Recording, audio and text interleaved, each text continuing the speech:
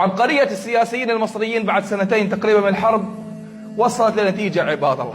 شوف النتيجة العبقرية، انه الطريقة الوحيدة لإنهاء معاناة أهل غزة ما هي؟ نزع سلاح المقاومة، نزع سلاح المجاهدين.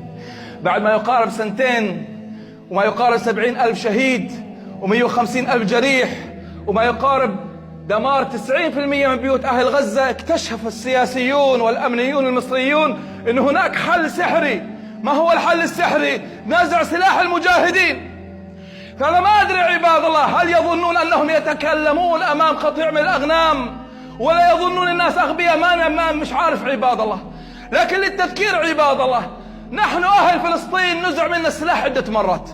أول مرة نزع منا السلاح في الثلاثينيات عباد الله، عندما أعلن أن عز الدين القسام وعطية العلي ويوسف جردات وعارف السعدي أعلنوا خارجين على القانون، ونزع سلاح العشائر في جنين وطول كرم وحيفا ويافا، نزع السلاح.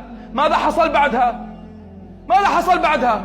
مليون مسلم خرجوا من بيوتهم عباد الله، هي 48. هذه أول مرة. ثاني مرة ماذا حصل عباد الله؟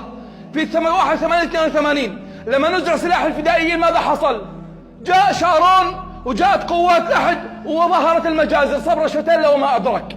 المرة الثالثة لما حاولوا نزع سلاح مخيم جي ماذا حصل عباد الله؟ هو عمرهم اليهود عباد الله خططوا ولا تخيلوا ولا فكروا انهم قادرين على تهجير أهل مخيم جنين ولا أهل مخيم طول كرم. لكن بعد الدعوة لنزع السلاح أصبح الموضوع سهل. الآن كلما رأيت وسمعت شعار نزع السلاح أعرف أنه في مصيبة أكبر من أكبر قادمة، أعرف أنه مصيبة أكبر قادمة. لذلك هذا السلاح مقدس عباد الله، سلاح المجاهدين والمجاهدين معه بالنسبة لنا مقدسين، وكل من يعمل على نزع سلاحه متهم عندنا، متهم أنه يسهل لليهود جريمة قادمة. فنسأل الله أن يجعل كيدهم في نحورهم وأن يرد كيدهم إلى نحورهم. كلمة أخيرة عباد الله، فنقول في ظل هذه السوداوية التي يعيشها الناس عباد الله، نجد بعض المسلمين عباد الله قد قنط أو يأس أو ابتعد أمل النصر من خياله ووجدانه. فنقول له أمرين. الأمر الأول، يجب أن يتذكر الواحد منا عباد الله دائما أن هذه المعركة لمن؟ هذه المعركة لله سبحانه وتعالى، صح ولا لا؟ اليهود أعداءنا، أعداء الله قبل أن يكونوا أعداءنا، صح ولا لا؟ اليهود قتلوا أنبياء الله وحرفوا كتب الله سبحانه وتعالى وشتموا الله سبحانه وتعالى وشتموا نبيه. اليهود أعداء مين في البداية؟ هم أعداء الله سبحانه وتعالى، وهم يحاربوننا لأننا في معية الله. هم يحاربونك ليس أنك فلان ولا علان، هم يحاربونك أنك على دين محمد صلوات ربي وسلامه عليه، صح ولا لا؟ إذا تذكروا دائما أن هذه المعركة معركة من؟ هذه معركة الله عز وجل، والله لا يهزم عز وجل، يهزم الله، لا يهزم سبحانه وتعالى. لكن الله عز وجل له طريقته في تدبير هذه المعركة وتسيير هذه المعركة.